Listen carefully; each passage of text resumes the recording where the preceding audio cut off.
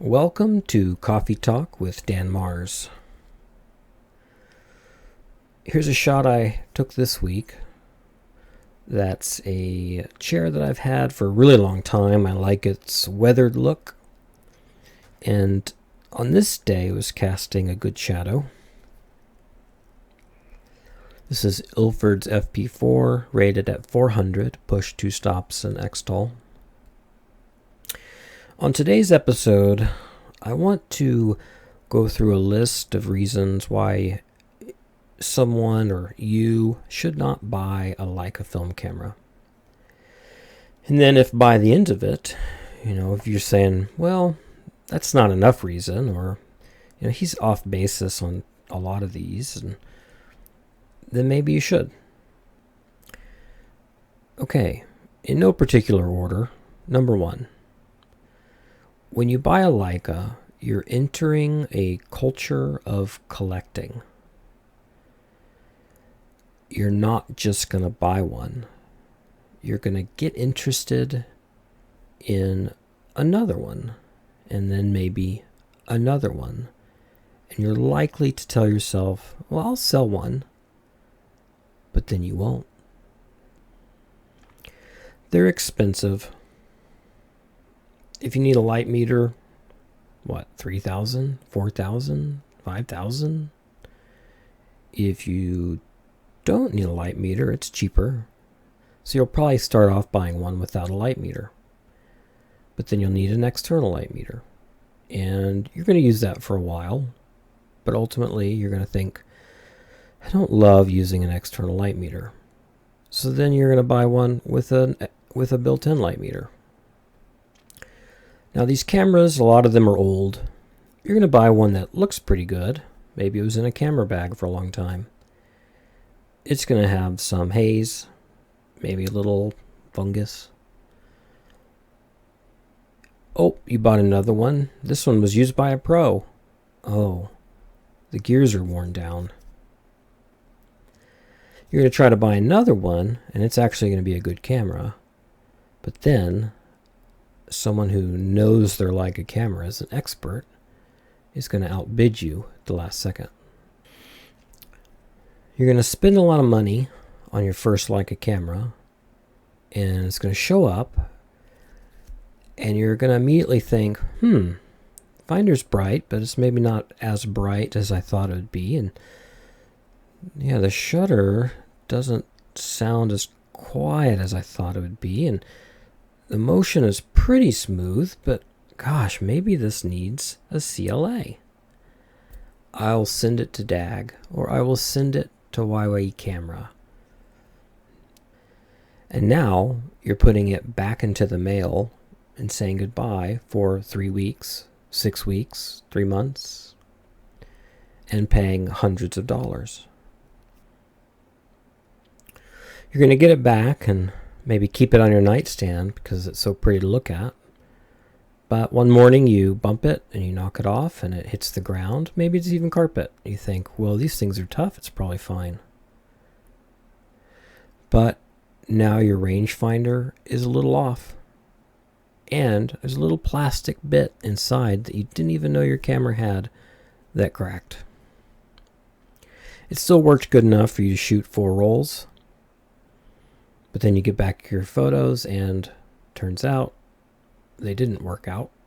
And you need to send your camera back to Leica, back to DAG, back to YE. And they're going to say, oh, there's a problem with your optical cement, the glues, the lubricants, the shutter, the brake, the clutch, and maybe some other parts you didn't even know about. But you'll get your camera back eventually, and you'll be out shooting, and maybe you'll put your camera down on a picnic table, and maybe the lens cap is off, and you're focused to infinity at f8, and not too long later, you've burned a hole in your curtain, and you put your camera back into the mail. But not until you shoot a few more rolls and wonder, what is this hole? What is this thing I see in all my photos?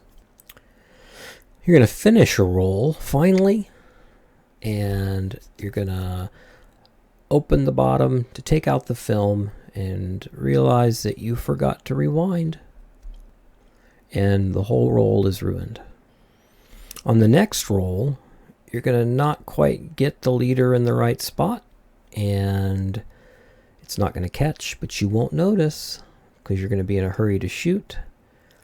And at around frame number 50, you're going to realize that you haven't been taking any pictures.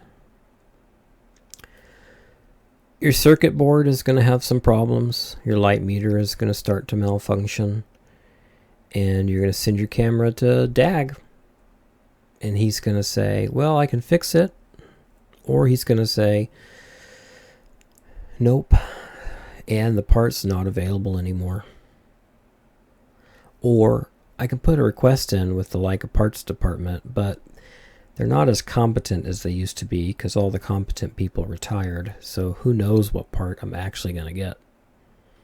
You're going to tell yourself that you're not going to buy any Leica lenses. You're going to buy some used Voigtlanders, maybe a used Zeiss. But at some point, you're going to get curious to try a Leica lens, and you're going to spend the money. And then maybe you're going to need an Apo. And then you're going to need a 35 and a 50. You probably want to try a 28, maybe a 75, 25, 24. Might want to compare a Leica to a Light Lens Lab or a Voigtlander, and 10 lenses, 20 lenses. You're going to notice that your rangefinder patch, it's just that secondary image is a little off. Maybe you'll fix it yourself. So you'll open up your camera and find that it requires a proprietary tool that you do not own. Oh, but you found somebody on Etsy or eBay that makes something that should work, and you order it and it does not work. You're going to be a little disappointed in the M4's ability or the M6's ability to handle flare in the finder. So you think, oh, I'll get an MP or an MA or a new M6 and I'll enjoy a coated finder. But you're going to have a tendency to touch that finder with your finger oil, and it's always going to be a little bit blurry. And I'm going to grab my cleaning cloth, well, and you're going to clean that viewfinder off, rub, rub, rub. Oh, there was a piece of sand there, and you accidentally scratched your viewfinder, and you're going to send it to DAG and get a new one. Now you're going to need some 35 millimeter film, and prices are going up, and they're still going up, and they're going up even more, so you decide to hoard. And if you're going to really hoard film, you probably need a freezer, so you might buy a freezer, and you're going to buy a bunch of film, and you're going to start storing it, and then you're going to realize that that's not really the film stock for you. You'll start sending into a lab, and you're going to like it, but at some point you realize, gosh, by the time I pay for development and scans, this is really starting to add up. Golly, it's a lot of money, and maybe I'd rather do it at home. So now you're going to spend money on being able to have development at home, and you're going to want to do your own scans, but then you're going to need a digital camera and a macro lens, and you're going to spend a bunch of money on accessories. Also, you can save a little money from the lab. And then you're going to spend money on software that you think is going to invert your images and make them look good. And you'll spend money on a subscription for some software. And you're going to look at your images and say, well, they're not quite as good as I want them to be. And then you're going to start watching YouTube, and you're going to watch hundreds of hours of YouTube trying to learn how to edit your photos. But you are going to find your favorite film stock, and it's going to be amazing, and you are so glad that you figured it out, and that manufacturer is going to stop offering it. You're going to get a first gig as a wedding photographer, and you're going to take 20 rolls of shots and get them developed and find out that your rangefinder was a little bit off and everything's a little bit fuzzy, and you had a shutter capping issue that started around roll 11, and now every 7th frame is ruined. You're going to go to an event and think that you're going to be stealth, and you're going to start sneaking around, and all of a sudden there's going to be a line of people asking you, is that a Leica? Is that a Leica? You've heard that the shutter is super, super quiet. So you push the shutter and the subject heard it because it's not really that quiet. You're finally going to fork over the money for MP, the mechanical perfection. And you're going to be shooting it, and all of a sudden, for some no good random reason, the plastic part inside of it is going to break. Because the Leica plastic, who knows why they use it, but they used it, and it just likes to randomly break in half. You're going to decide to go on a trip. You're going to take a lot of film, but not enough. You're going to go through airport security. Probably, maybe figure that out, maybe not. You're going to get to your destination. You're going to run out of film, and now you're going to spend half a day trying to find overpriced film, which you do, but then you decide to only buy one roll of it because you, on principle, can't spend that much money on film. You're going to imagine this beautiful photograph of a flower, and you're going to go try to take the picture and realize that it's closer than 0.7 meters and you can't focus that close. All right, you're going to start with a 50, maybe buy a 75, a 35, a 28, maybe a 24, maybe a 21, and you're going to buy an assortment of external finders for those wide-angle lenses. You're going to try the 0.72 finder, but you might be curious about the 0.85 finder, or the 0.91, or the 0.58, maybe the 1.25 magnifier, maybe the 1.4 magnifier. Maybe you buy them all because you think, I'll just try them and sell the ones I don't want to use, and, well, you lied to yourself. You don't actually sell anything. You're going to do a portrait session outside in the full sun. You're going to grab your Summicron, your Summilux, your Noctilux, and think, oh, I'm going to take this beautiful shallow depth of field shot, and you're going to realize that 1/1000th of a second is not fast enough. You could pull Delta 100 2 stops, but you've heard incorrectly that you should not overexpose Delta films. So instead, you're going to stop down to 5.6 and photos, so. You're going to tell your friends that you've got the brightest viewfinder, and they're going to say, well, check out my Zeiss Icon ZM, and you're going to say, what? How in the heck is it so bright? You're going to be shooting and forget which frame line goes with your lens because there's 2 frame lines in there, and you're going to shoot the roll with the wrong frame lines.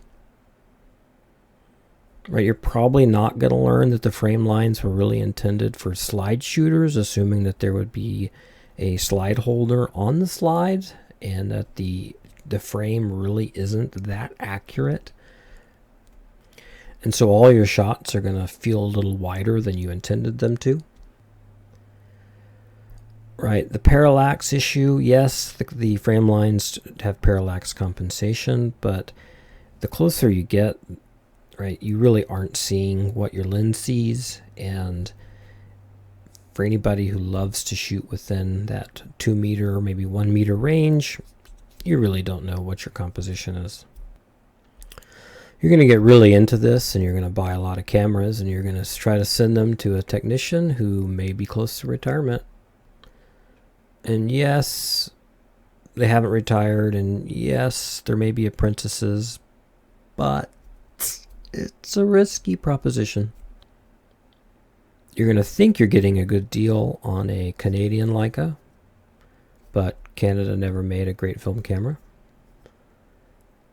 You're going to be using the in-camera meter, and you're going to know it's underexposed, and maybe you think it's just a little underexposed, but really it was 6 stops underexposed, but you didn't know that because all it had was an arrow. You're going to shoot Portra 800 at an event, and you're going to get home and open the camera and find out that it was FP4. You're going to find out, like what everyone else says, it feels like a brick, and you're going to put that brick into your pocket and think it feels like there's a brick in my pocket. One day you'll be wearing your glasses and you'll put that up to your glasses and your camera is going to scratch your glasses. And at some point you'll be curious to try maybe the M6 with a red dot on the front, and you'll learn that the red dot is incredibly powerful and everybody sees the red dot, and now it is hard to take any candid or sneaky photos because everybody sees the red dot.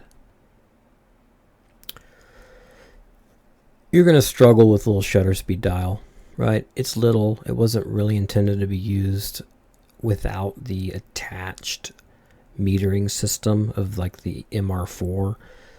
And that little dial is not that comfortable to use, and your fingers are going to feel it. They're going to get a little raw. And then maybe you'll say, well, I'll buy an M6 TTL with the reverse spin, the larger, more comfortable dial, but now it turns in the opposite direction as your other one, and you can't remember which way if you want to make your shutters faster.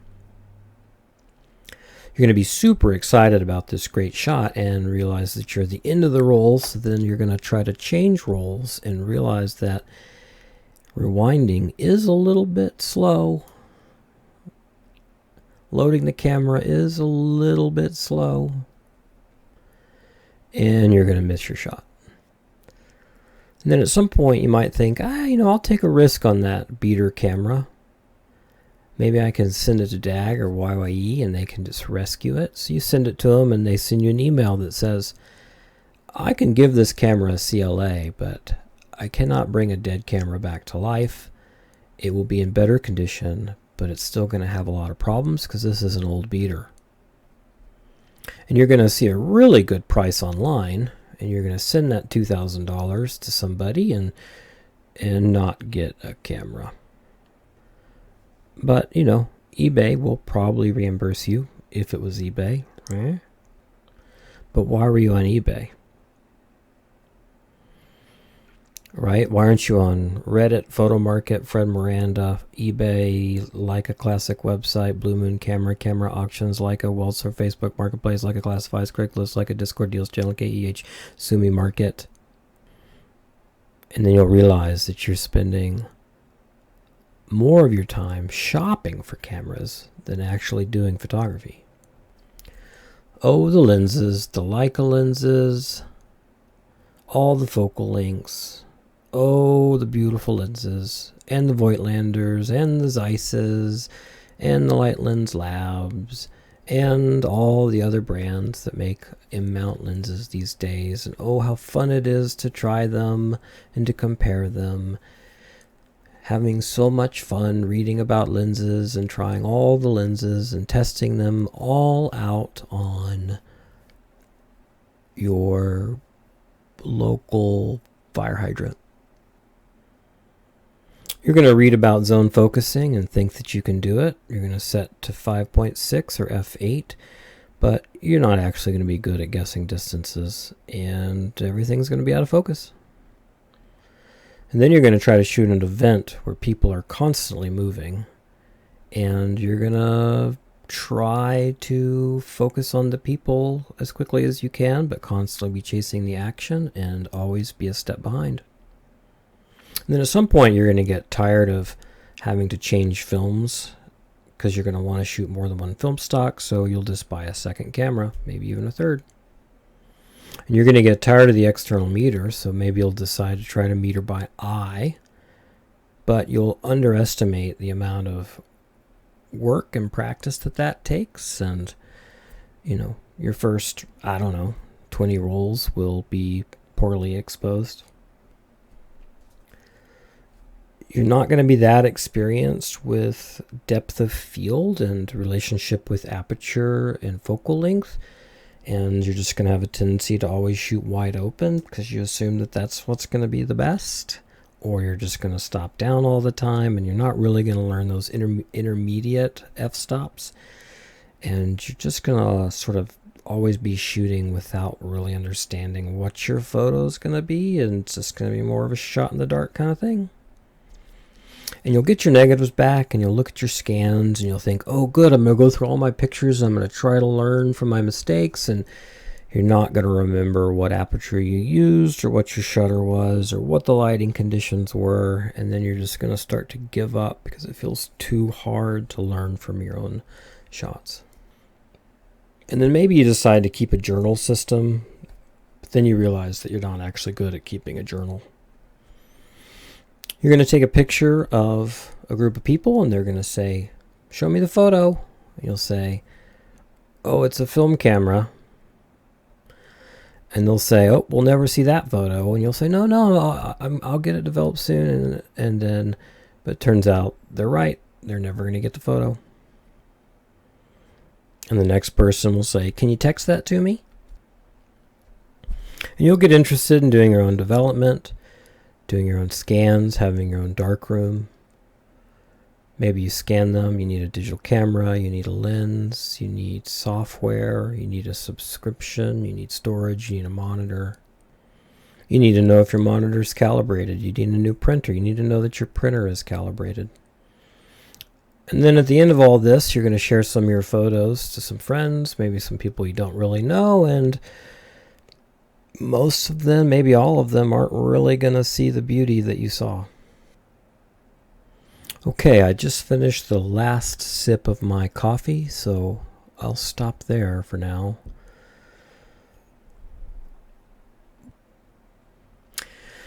And now for me, right, I can go through that list, and I recognize that a lot of these are truths, or at least half-truths,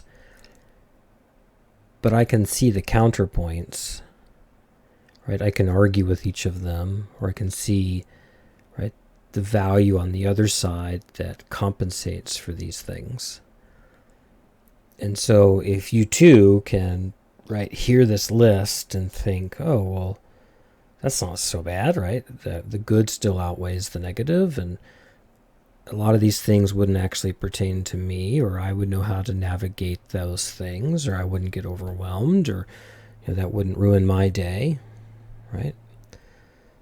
Well then, join me in the fun. Ultimately, I'm not here to help you make buying decisions. Like, that's not why I want to be on YouTube.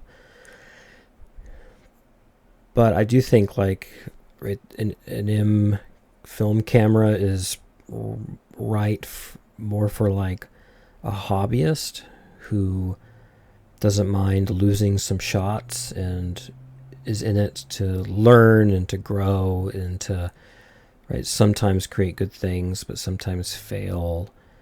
And right, more of what they want to shoot is a little more, right, it's not the end of the world if you don't get the shot. Right, and if you're more of like, "Hey, I'm a newer photographer and I want to shoot weddings and portraits and maybe start a business," right? Yeah, I probably wouldn't say, "Oh, you got to start with Leica M film cameras," right? No, I would say, no, grab a Canon mirrorless or some other mirrorless, Fuji mirrorless, and grab some good, autofocus zoom lenses or whatever, and just, yeah, take that route for a while.